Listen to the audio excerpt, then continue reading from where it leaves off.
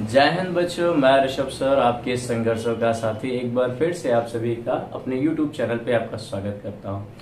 Today again we will be discuss whatever the previously we left the topic colonialism and the countryside. The topic it is written in 12th modern history chapter number 9। चलिए examination के point of view से भी जो topic में ज्यादा चीज महत्वपूर्ण है उसको भी देखते हैं और बेहतरीन तरीके से पार्ट सेकंड को हॉय एंड प्लग को हम समझने की कोशिश करते हैं। चलिए आज हम हिस्ट्री के एनसीईआरटी बुक, आपके पास यू हैव अ बुक, आप देखिए second topic we are going to be start. आप यहाँ पर शुरू में इन फर्स्ट पैरा पढ़ेंगे इस टॉपिक में कि इससे पहले की कहानी हमने परमानेंट सेटलमेंट से रिलेटेड बंगाल के वेट रीजन्स की कहानी पढ़ी, बंगाल के आर्द्र भूमियों की कहानी पढ़ी, बंगाल की जमींदारी के बारे में पढ़ा।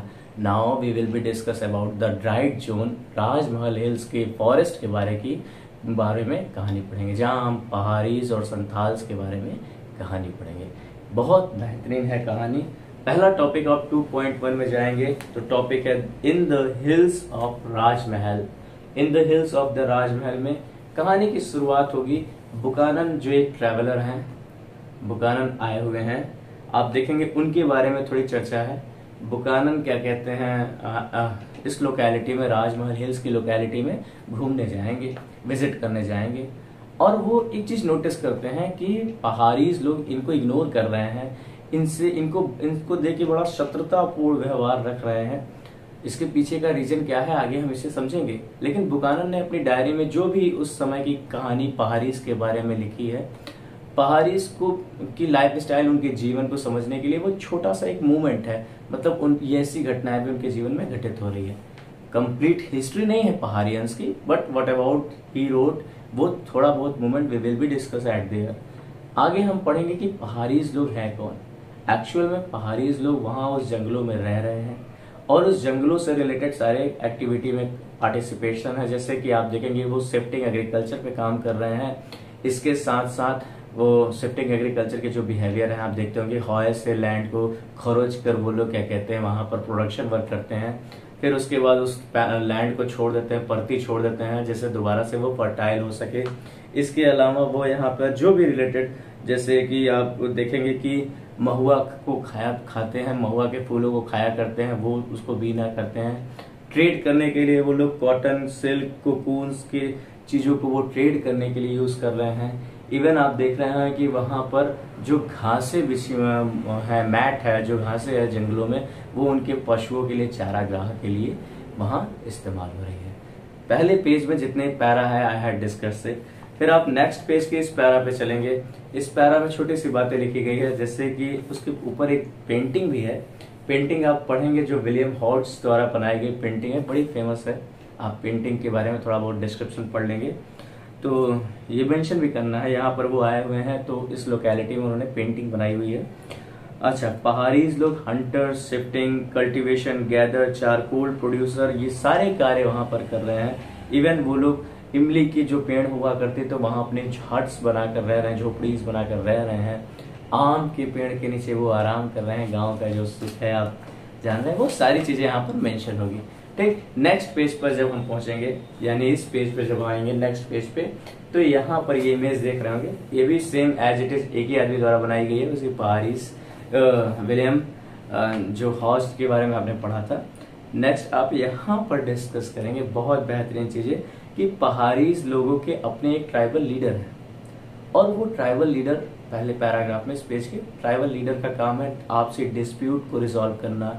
इवन कभी बैटल होना, एक कम्युनिटी से दूसरे कम्युनिटी या एक ग्रुप से दूसरे ग्रुप में हो, तो ये भी उसमें पार्टिसिपेट कर रहे हैं, लीडिंग कर रहे हैं उन लोगों का। तो ये यहाँ तक कहानी आप पढ़ेंगे। इसके बाद इसके नेक्स्ट पैराग्राफ में आप छोटी सी कहानी पढ़ेंगे कि वहां की एक क्वेश्चन भी इससे रिलेटेड पूछा गया है, what was the economy of the Paharias. तो इस इकोनॉमी ऑफ द पहाड़ीज में आप थोड़ी सी चीजें इनके बारे में पढ़ेंगे कि वहां ये लोग कुछ कभी कभी सर्वाइवल के लिए जंगलों के आसपास जो गांव रहते हैं वहां ये जो प्रोडक्शन वर्क वहां हुआ रहता था, वहां जाकर ये लूट लिया करते थे, लड़ा करते थे, छीन लिया करते थे। कभी कभी सर्वाइवल के लिए भी हो रहा है, कभी कभी अपने पावर, अपने डोमिनेशन को दिखाने के लिए भी हो रहा है। इससे क्या होगा कि आसपास के जो जमींदारी गांव हैं वो लोग इनसे दो चीज उनके में पैसे स्पेंड करते हैं। एक तो आप मेंशन करेंगे अपने आंसर में कि पीस खरीद रहे हैं, शांति खरीद रहे हैं कि आप लोग शांति बना के रखिए, आई विल पे दैट। तो एक तो वहां पैसा वो लोग देंगे इनको। दूसरा जंगल का जो पाथ टैक्स ले रहे हैं ये लोग, पहाड़ी लोग उनसे कि आप ट्रेडर लोग अगर उस रूट का यूज कर रहे हैं तो टैक्स पे करें। बदले में ये लोग उनकी मदद करते भी थे कि एक जगह से दूसरी जगह पहुंचाने में आसानी से। तो कहीं ना कहीं you will be write about the economy of the Paharias where the shifting culture and the what about the trade work they do to also mention that point and whatever the path taxes they take and whatever the peace taxes whatever they take it, you will be write this thing in your answer. ये बहुत important question है। Next हम mention करेंगे इसी में कि ये negotiation जो जमींदार और पहाड़ीज के बीच में चल रहा है ये बहुत लंबा इसका केस नहीं चलेगा, ये बहुत फ्रैगाइल है क्योंकि अभी एक नया प्लेयर इंटरफेयर करेगा। नया प्लेयर है बचा ब्रिटिश ईस्ट इंडिया कंपनी। उसको लग रहा है कि जंगलों की जरूरत नहीं है, जंगलों को काट दिया जाना चाहिए और एग्रीकल्चरल लैंड बनाना चाहिए, क्योंकि उसके हिसाब से एग्रीकल्चरल लैंड से ही अच्छा रेवेन्यू आ सकता है। तो कहीं ना कहीं वो इनके खिलाफ में है और उसके बाद वो जमींदार और जोतदार को प्रमोट भी करेंगे कि क्या कहते हैं आप इन सब लैंड को खाली कराइए, फॉरेस्ट कटवाइए और एग्रीकल्चरल वर्क पे काम कराइए जिससे अच्छा रेवेन्यू आ सके। तो ये काम शुरू में होना शुरू होगा। तो ये वहां पर जमींदार एंड जोतदार कहीं ना कहीं लैंड पे इतने सारे काम कर रहे होते हैं, पहाड़ी इनसे भी रेट कर रहे होते हैं, बहुत प्रॉब्लमेटिक कंडीशन क्रिएट कर रहे होते हैं। तो कहीं ना कहीं ईस्ट इंडिया कंपनी के जो वहां पर डोमिनेशन है वो लोग सोच रहे हैं कि कहीं ना कहीं ये पहाड़ी हमें काम करने नहीं दे रहे हैं, ये नहीं चाहते हैं कि जंगल कटे और फिर से एग्रीकल्चरल लैंड बने। ये उन लोगों से लड़ाई भी कर रहे हैं जो लोग क्या कहते हैं नया यहाँ पे शिफ्ट होने की कोशिश कर रहे हैं। तो आप देखेंगे कि दो पॉलिसी इंप्लीमेंट करेंगे ईस्ट इंडिया कंपनी और ये दो पॉलिसी आपको पढ़ने भी है और आंसर में लिखने भी है। पॉलिसी ऑफ एक्सटर्मिनेशन, इसका मतलब ये है, इस पैरा में आप पढ़ेंगे, यानी 1770 से ब्रिटिश कंपनी ने पॉलिसी ऑफ एक्सटर्मिनेशन को इम्प्लीमेंट किया, जिसमें जहां भी पहाड़ीज को देखो तुरंत शूट कर दो, मार दो। एक तो ये। दूसरा जो आपके आंसर में आने वाला है उसको आप पढ़ेंगे बहुत ध्यान से, पॉलिसी ऑफ पैसिफिकेशन। एक्चुअली में वहां पर एक कलेक्टर होते हैं 1780s में, ऑगस्टस क्लीवलैंड, वो इस पॉलिसी को इम्प्लीमेंट करते हैं कि एक पॉलिसी ऑफ पैसिफिकेशन में जो पहाड़ीज के सरदार हैं, चीफ टेंट हैं, उनको कुछ अलाउंस दिया जाए, एनुअल कुछ पैसे दिया जाए कि आप अपने लोगों का कंडक्ट सही कराइए, आप अपने लोगों को डिसिप्लिन बनाइए, थोड़ा एग्रीकल्चरल लैंड को प्रमोट करिए। तो बहुत सारे सरदार इस पॉलिसी की वो कैसे डिनाई कर रहे हैं, वो ये सब चीजों को एक्सेप्ट नहीं कर रहे हैं, वो भाग जाते हैं, हट जाते हैं। They were not accepting the Cleveland policy of pacification. लेकिन अगर कोई सरदार पैसे ले लेता है तो उसको पहाड़ी लोग उस ईस्ट इंडिया कंपनी का सबऑर्डिनेट समझ रहे हैं और उनको फिर वो अपने कमेटी से या अपने ग्रुप से उनको डिनाई करा दे रहे हैं, इनको मतलब उनको चीफ के पोस्ट से हटा दे रहे हैं, इनसे दूरी बना ले रहे हैं। ये काम वहां पर हो रहा है। अब आप पुरानी कहानी वापस ले आइए कि बुकानन फिर जब यहाँ पर आते हैं इसी समय में, तो बुकानन जब जंगल में आ रहे हैं तो यहाँ पहाड़ीज को हर गोरा आदमी यही लग रहा है कि ये आया है हमारा फॉरेस्ट खत्म करने के लिए, ये आया है समस्याएं क्रिएट करने के लिए, हमें भगाने के लिए, इसीलिए उन लोग बुकानन से चिढ़ रहे हैं, लड़ रहे हैं। अब लास्ट पैरा में देखेंगे कि यहाँ कुछ नए प्लेयर भी आ जाएंगे, संथाल्स लोग की एंट्री कैसे हुई है। संथाल्स जब जमींदार जोतदार लोग यहाँ पर पेड़ों को कटवाकर एग्रीकल्चरल लैंड बना रहे थे तो वो लोग एक संथाल्स को हायर लेवल की तरह इन लोगों ने यूज किया था। संथाल जब यहाँ आकर धीरे धीरे अपने आप को एस्टेब्लिश करने लगेंगे, कहीं ना कहीं ईस्ट इंडिया कंपनी भी उन्हें प्रमोट करेगी। तो संथाल्स खेती कर रहे हैं हल से और हॉय से खेती कर रहा था कौन, पहाड़ीज। और इसी से हमारा ये टॉपिक बना है हॉय एंड प्लफ, और इन दोनों की लड़ाई बहुत लंबी चलने वाली है। चलिए हम नेक्स्ट अपने टॉपिक की ओर जाएंगे।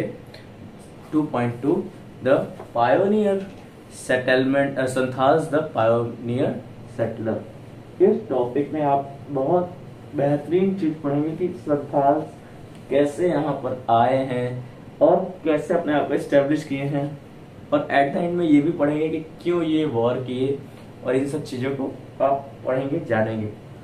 चलिए मूव करते हैं इस टॉपिक पे, संथाल द पायोनियर सेटलर। आप इस टॉपिक की शुरुआत में पढ़ेंगे कि at the end of the 1810 Santhal the pioneer settler, at the end of the 1810 में जब बकानन यहाँ पर घूम रहे हैं, यहाँ आ रहे हैं, तो उन्होंने एक गांव की ओर राजमहल की देखा। गांव का नाम था गंजूरिया। गंजूरिया गांव में जब उन्होंने एंट्री किया तो उन्होंने देखा कि यहाँ की जो लैंड है वो अभी अभी जोती हुई है और बहुत खूबसूरत लग रही है। गांव बहुत पुराना है लेकिन अभी उसका कार्य मतलब जोताई बुआई का कार्य अब से शुरू हुआ है संथाल्स लोगों के द्वारा, ठीक।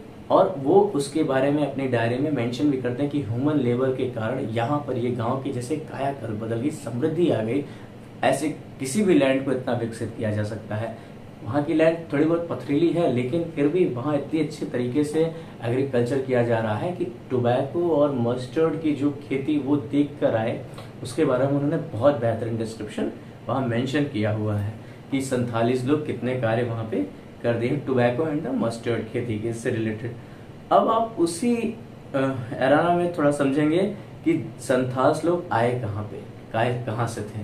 तो संथाल्स लोग पहले जब बंगाल आए तो वहां से क्या कहते हैं जमींदार लोग और जोतदार लोग इनको हायर किए हुए थे इस लैंड को कल्टीवेट करने के लिए, और धीरे धीरे वो यहाँ पर आकर सेटल होने लग गए पायोनियर सेटलर के तरीके से। आप देखेंगे यहाँ पर इससे पहले वो घुमंतु जनजाति थी, कहीं जगह स्टैब्लिश नहीं हो पा रही थी, उनको अच्छा लैंड मिला। संथाल्स को सपोर्ट किया गया ब्रिटिशर्स द्वारा भी। इवन आप देखेंगे कि ब्रिटिशर्स ने जब ये लोग संथाल्स लोग आते हैं तो उनको पहाड़ी को ये लोग पहाड़ों पे और आगे भेज देते हैं और ये लोग यहाँ पर आकर इतने आप को सेटल कर लेते हैं। पेड़ों को काटते हैं, इनको पेड़ों से काटने से कोई दुख दर्द नहीं था, बिल्कुल काट रहे थे। आप उसके बाद देखेंगे कि 1832 में गवर्नमेंट ने यानी ईस्ट इंडिया कंपनी ने, सॉरी गवर्नमेंट ने, ईस्ट इंडिया कंपनी ने इनके लैंड को डिसाइड कर दिया कि आपका एक लैंड है दामिनी को। आप उसके बारे में पढ़ेंगे कि दामिनी को इनका एक लैंड है और इनकी लैंड की इतनी एक्विजिशन, इतनी पार्ट है। इवन इनसे एक कॉन्ट्रैक्ट भी साइन कराया कि आप इस कॉन्ट्रैक्ट में अगले 10 साल तक इस पूरे लैंड का अगला 10% भी जोतेंगे, उसको भी कल्टिवेटेड लैंड बनाएंगे। संथाल्स के लिए बहुत अच्छा था कि वो दुनिया में कहीं भी घूम रहे थे, यहाँ पर आकर एस्टेब्लिश होने लगे। तो धीरे धीरे आप देखेंगे कि संथाल्स की पॉपुलेशन भी एक्सपांड होगी।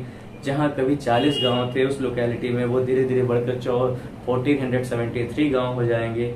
इवन आप देखेंगे कि जब वो शुरू में यहाँ एस्टेब्लिश होने आए थे तो उनकी पूरी पॉपुलेशन 3000 थी, बढ़कर 82,000 हो जाएगी।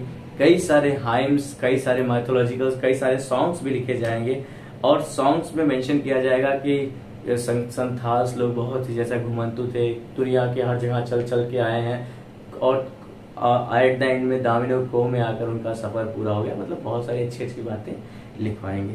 लेकिन प्रॉब्लम यहाँ तक नहीं है, प्रॉब्लम इसके आगे पढ़ेंगे कि प्रॉब्लम क्या होती है कि संथाल्स जब यहाँ पर आए हैं तो उन्होंने पहाड़ीज को पहले तो पीछे ढकेल दिया, पहाड़ी हटे गए, लेकिन पहाड़ीज जहाँ भी गए बहुत ही ज्यादा खराब लैंड उनके ऊपर बाद में मिला, पत्थरीला लैंड, और वो तो शिफ्टिंग एग्रीकल्चर पे काम करते थे। तो ऐसे लोकेलिटी पहुंच गए कि जहाँ पर शिफ्टिंग एग्रीकल्चर जैसी चीजें अब नहीं हो पा रही थी, तो कहीं ना कहीं पहाड़ीज बहुत गरीब हो जाएंगे। संथाल्स के बारे में थोड़ा पढ़ते हैं, उनकी कहानी है। लास्ट पैरा में आप ये भी जानेंगे कि धीरे धीरे जो स्टेट है जिन्होंने इनको इस्टेब्लिश किया है ईस्ट इंडिया कंपनी ने, उन्होंने उनसे टैक्स भी अच्छा खासा वसूला है। तो टैक्स को देने से रिलेटेड एक इशू आएगा, बहुत हैवी टैक्स रहेगा इनके ऊपर। इसके अलावा जो इनके यहाँ पर दीकू हैं, जमींदार, वो साहूकार हैं, वो लोग भी इनको ऋण तो देते हैं, क्रेडिट तो दे रहे हैं, लेकिन क्रेडिट देने के बदले में कई बार जब ये क्रेडिट को लौटा नहीं पा रहे हैं, डेप्थ में आ जा रहे हैं, तो कहीं ना कहीं उनके जमीन को वो लोग कब्जा भी कर लेते हैं। मतलब क्रेडिट के बिहाफ पे यू नो दैट कि यहाँ ये भी समस्या हो रही है कि उनकी धीरे धीरे जमीन जाती हुई दिख रही है। ऐसे समस्या, ऐसे सिचुएशन में उनको महसूस होगा कि हमारे साथ तो बड़ा चीटिंग हो गया, बड़ी गलत हो गई यार, ये कहाँ फंस गए, ठीक। तो उसके बाद वो धीरे धीरे क्रूर हो जाएंगे, लड़ाई करने के बारे में सोचेंगे इन लोगों के खिलाफ पे। तो यही आप पढ़ते हैं संथाल्स का रिवॉल्ट 1855 to 56, संथाल के रिवॉल्ट्स में। रिवॉल्ट के बाद रिवॉल्ट्स को बहुत बुरी तरह से दबाया जाता है, यू नो दैट। इवन कई पिक्चर्स हैं यहाँ। पहले पिक्चर जो आप देखेंगे कि ब्रिटिश न्यूज़पेपर में भी छपे हैं, जो ये बता रहे हैं कि संथाल्स उनके खिलाफ लड़ाई कर रहे हैं। नेक्स्ट पिक्चर आप मेंशन करेंगे कि जैसे संथालों के गांव में आग लगा दिया, ब्रिटिश अपने गौरवशाली पावर को दिखा रही है इस पिक्चर के बिहाफ पे।